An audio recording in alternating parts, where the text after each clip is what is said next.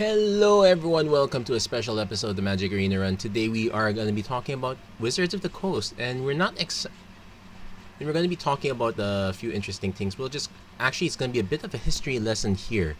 So if you've haven't heard the news recently, Wizards is going to become its own division within Hasbro, so they've got their own autonomy. And well, considering they've been bringing the dough in for Hasbro for quite some time, I'd say it's quite about time.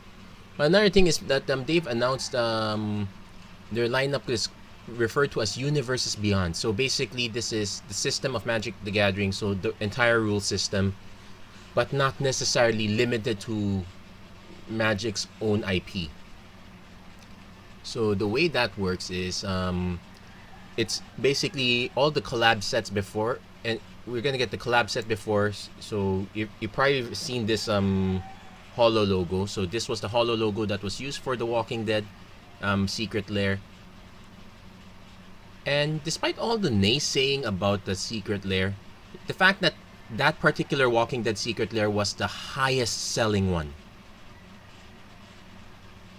that it speaks to popularity, but it also speaks to the fact that we as a community cannot be way too insular, and we like to think of it as, oh, this is our own exclusive club, but that is not how you get something to grow. You grow by bringing new things in. You grow by incorporating new things. You don't go exclusive.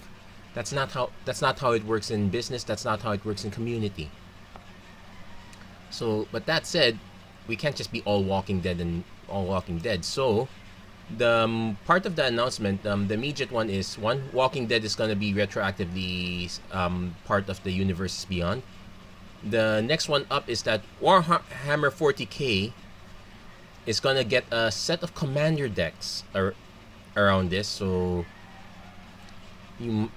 finally you could say Heresy in your game of Magic.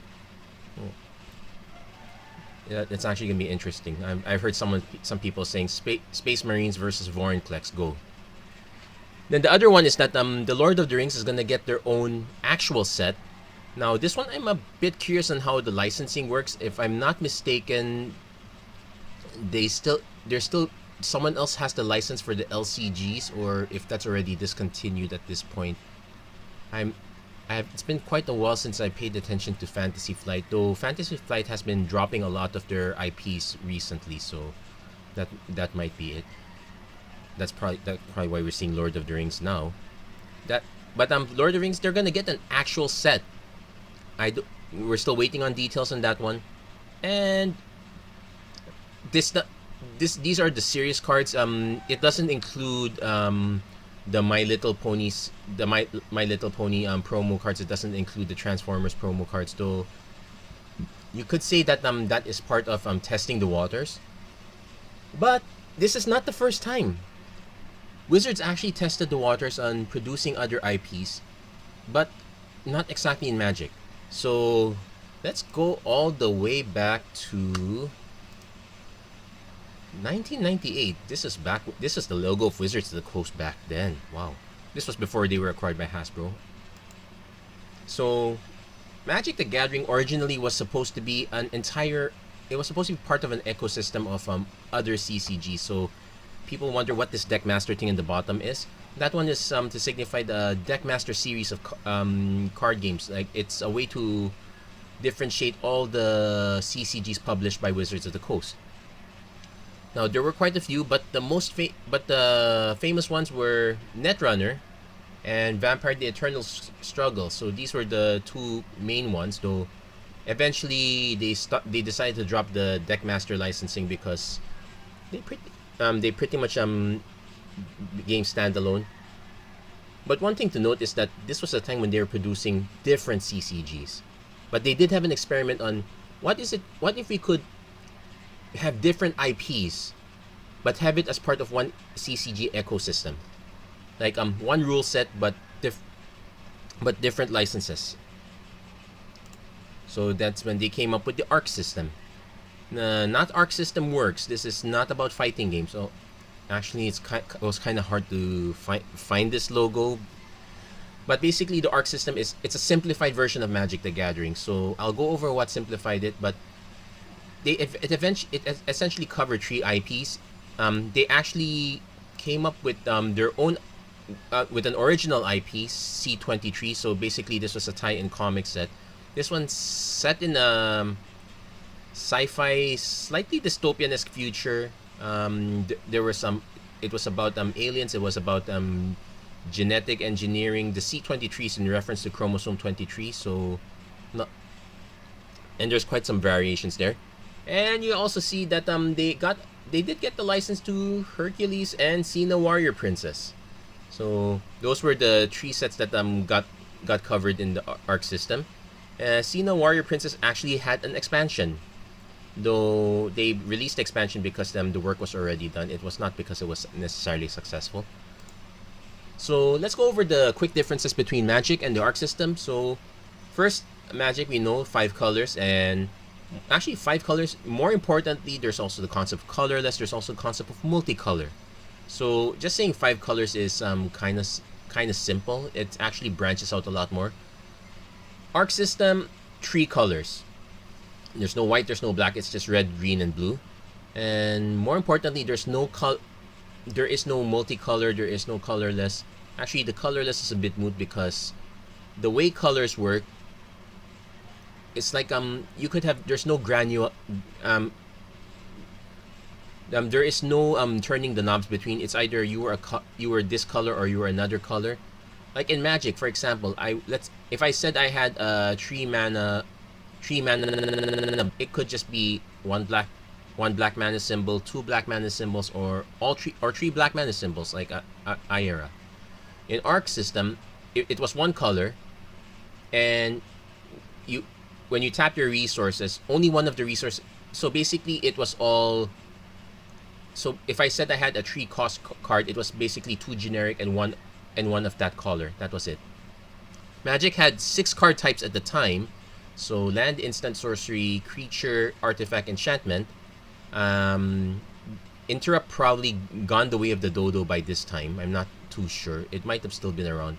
Definitely no planeswalker, no tribal yet. Arc system only had 4 card types. Originally, it was supposed to be just 3 card types: action, resource, and combat. So AR, that's why we called it Arc system, ARC. They found that they actually needed permanence, so the 4th C was creature. Now Magic had a power and toughness, so you could have a 1/1, a 1/2, a 2/2, a 2/1. So it had that knob. Arc system only had 1 number, so just power. So all creatures are essentially 1/1s, 2/2s, 3/3s, 4/4s. They simplified it that way. Magic had a separate way of tracking life totals. The actually, aside from that, they had separate zones as well. Arc system, your deck was your life. So if I was to take damage from a 4 power creature, I lost life by milling the top 4 cards. We'll get back to that in a second. Now, Magic, for constructed 60 card decks, 4 copies of non-basics, you can just have any basic land. Arc system, 40 card decks, 2 copies of any cards, including resources. And you would think, oh wow, the resources must be really special. We'll get to that. And finally, Magic, you probably should be familiar. Untap, upkeep, draw. Then pre-combat main, combat phase, post-combat main, end step. I'm ignoring cleanup at that point. Arc system, much simpler. Just an untap. There was no such thing as an upkeep. You drew a card.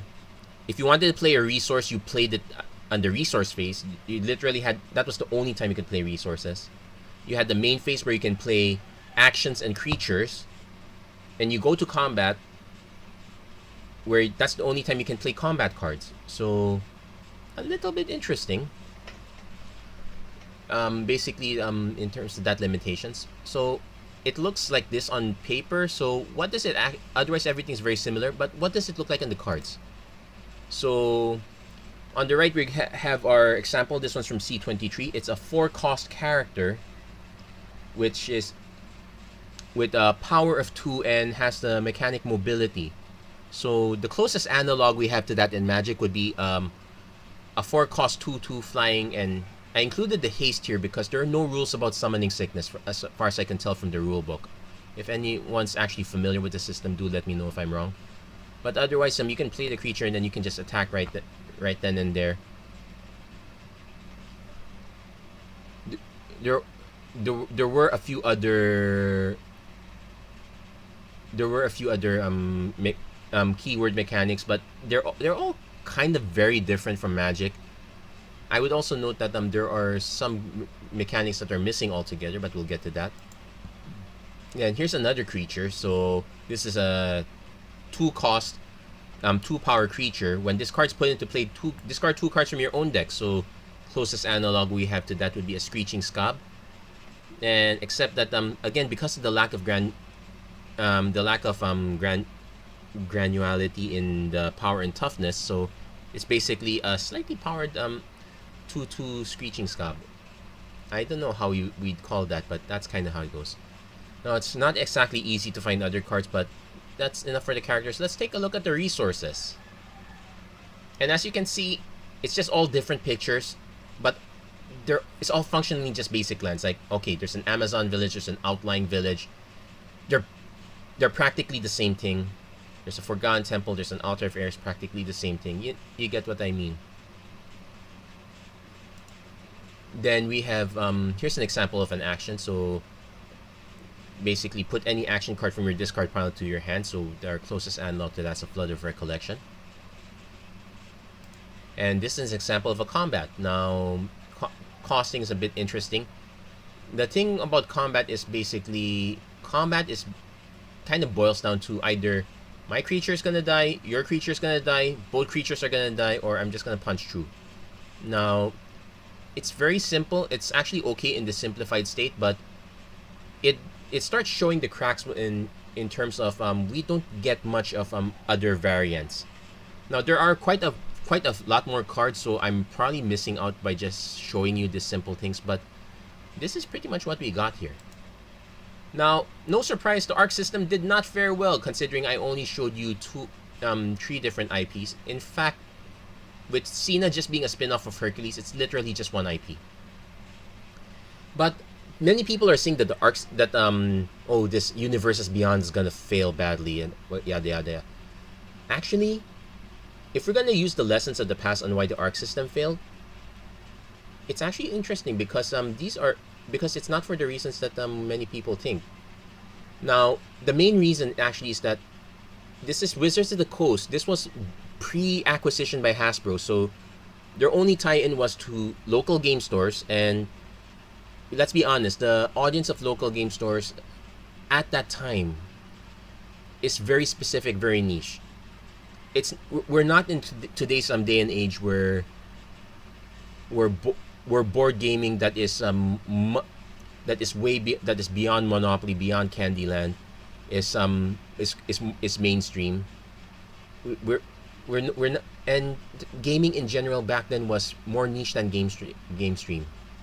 In fact, when you talk about gaming back then, the mainstream form of gaming was video gaming. So Wizards did not exactly. So Wizards would have to market to a front that is already loaded. Not only just loaded, but quite sophisticated. If you think it's not just a niche market, but the niche market wants stuff that's more complex. You're not gonna get casuals passing by through an LGS at that time. So basically, it was the right product but sold at the wrong place. Nowadays, and the other issue also were the licenses. Like Hercules and Cena back then, at the time they released this, Hercules and Cena were popular in the sense that they came out with their relatively first seasons, but were they hit shows? I still remember those shows. They were fine in the sense that they were the adult equivalent of 80s cartoons that were designed to market toys. But they were interesting. they're interesting, but we don't get to hear much about them. We barely hear about Kevin Sorbo and Lucy Lawless now. So that's a bit of a shame. I actually remember Kevin Sorbo more from Starship Andromeda rather than Hercules. Maybe that would have been a better one. But anyway, and C23 was the different one, but that one was made just to sell the game, so that one had it did not exactly have the appeal, so it was it's really hard to pull people in. Now, the system itself was not without flaws. Over time, people would realize that the system was very simplified, very generic. Like the graveyard was just simply the discard pile. The deck was simply the deck. It was not a library, and the colors were just colors. It was hard to differentiate one color from another. It probably would have gotten harder over time if more IPs started coming in. And the fact that they had to make the names generic, action, resource, combat, it made it hard to feel ingratiated into the system. And the win condition, losing cards of the type, that was probably one of the worst possible win conditions you can use. I believe there's a video on YouTube. I'll put the link on the description, but it discusses another game that had this win condition as well, and why it's the worst possible win condition you can use. But that said, the ARC system was successful in that it did one thing. It created a system where multiple IPs can coexist. Someone could play with a C23 deck against someone playing a Hercules deck, against someone playing a Xena Warrior Princess deck. And because the system was all the same, you didn't have to learn any special rules. The sets might have their own interesting keywords, but that one was hard. That one was not exactly quite seen. And it was actually a good bouncing off point for this. So I talked about why the ARC system failed back then, but I'm going to talk about now why Universes Beyond might succeed. Number one, it's all about connections. If anyone's watched Shark Tank recently, I've been doing a binge of Shark Tank Australia. You normally go for a shark because you want access to their connections, you want access to their expertise. Wizards has the connections of Hasbro now that it's a part of Hasbro, and that's basically your Target, your Walmart, your big chains. And this is the kind of product where this is the kind of setting where tie-in products succeed. The Universes Beyond, it's not going to it will not succeed if it's limited to just LGSs. Let's be honest, because that's how closed our ecosystem is. If we want this to thrive in a larger ecosystem, it has to thrive in these larger markets. But this is basically how people get their foot into gaming. Like, I remember the first games I bought. It's not me going into an LGS. In fact, back in the day, going into an LGS was a bit daunting because because it was not that innovative. It felt very. It didn't exactly feel welcoming. And I'm talking about LGSs in general. I'm not just talking about the Warhammer 40k community. That's kind of the inside joke. But then again, the fact that Warhammer 40k is letting licensing Wizards to make a commander set out of them actually gives me hope. It's actually giving me hope that all these licenses we're branching out, and not just branching out, but that we want to make it, that everyone wants to make it big. Everyone wants to be inclusive. And that's the second point. The licenses are starting to branch out. So we have The Walking Dead. That's alternate real world. We have Warhammer 40k. That's heresy. No, that's not heresy. That's well into future. It's sci-fi. It's sci-fi / magic. So it's not pure sci-fi. Then we have Lord of the Rings, which is really old, highbrow highbrow fantasy. And and and the fact that you could play these cards together, because in the end it's still a game of Magic. Like, people are able to play with their Walking Dead cards because there's still a mana cost system. The rules are pretty much the same. The only thing that changed in Walking Dead was the introduction of a walker token, but that one's well defined in the rules now. It's just essentially a 2/2 zombie with a name. So, given all that, it really depends on how many more licenses have to come in. Now, even with these three, it's still not going to be enough. I believe it needs to branch out to even more. Like, if there's any interesting licenses I'd like to see, I would like to see Fantasy Flight tie in with bring the Arkham Horror license here. They've done really good LCGs, but it's a completely different system. But I would like the idea of the Eldrazi fighting against the real Elder Gods. Or another one would be, if you want a different take on fantasy, I guess you can have you could have Game of Thrones and Magic. That one kind of makes more sense, and that one would make a bit more sense. Or what would be another good one? Let's take something that's a bit out of this world. The other thing is that all the licenses I brought up have been kind of European or Western in nature. How about an Eastern license? Like, we could now license CCGs in the East is not a brand new thing. If you're familiar with the White Swartz system, or basically they get a lot of IPs. So I think it's Love Life, DJ4D, and they have a bunch of other anime IP licenses there. So them branching out to see a more serious series.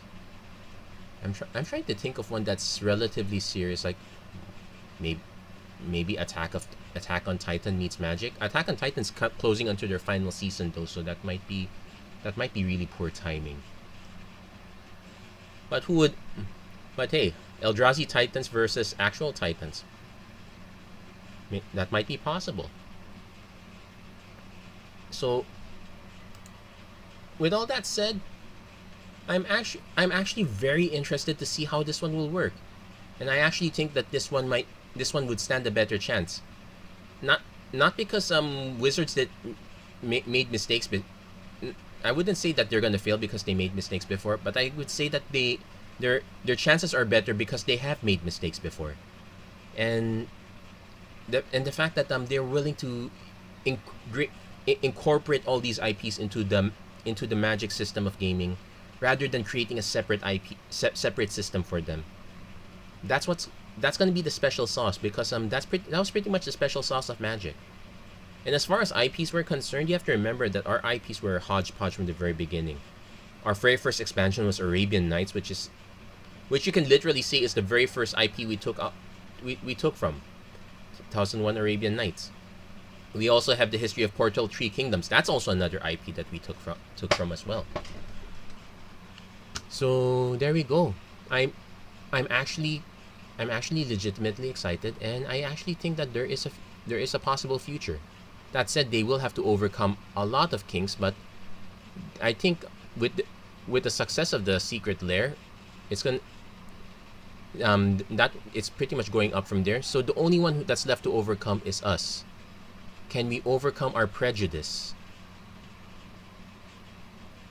Can we overcome our insularity?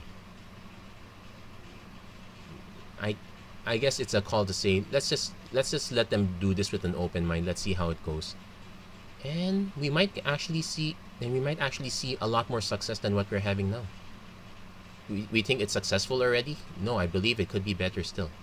That's it for this episode of the Magic Arena Run. If you like what you saw, please don't forget to like, share, and subscribe, turn on notifications and whatnot. If you've played the Arc system before, if you have any experience with that, do let me know in the comments. Maybe let me know what you thought about it, and whatnot.